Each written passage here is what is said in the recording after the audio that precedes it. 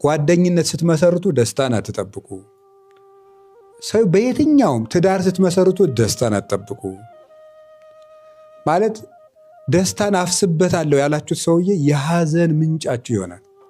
በጣም ከሰው ጋር ስትኖሩ መንኮትኮትና መሰበር ካልፈለጋችሁ በቅርብ ለማድረግ ይሄን ለሚሰቡ ሰዎች ኤክስፔክቴሽን የሚባልን ነገር ማስተካከል ጥሩ ነው። መጠብቆ መሄድ ማለት ነው። ጠብቆ መሄድ በጣም ይሰብራል።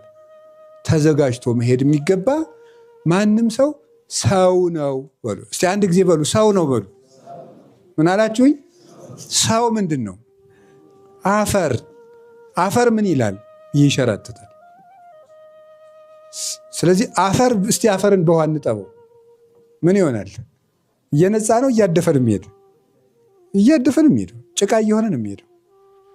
ስለዚህ ሰው ይጎላል፣ ሰው ይሞላል፣ ኑሮም ይጎላል ይሞላል። እንደዚያ ነው።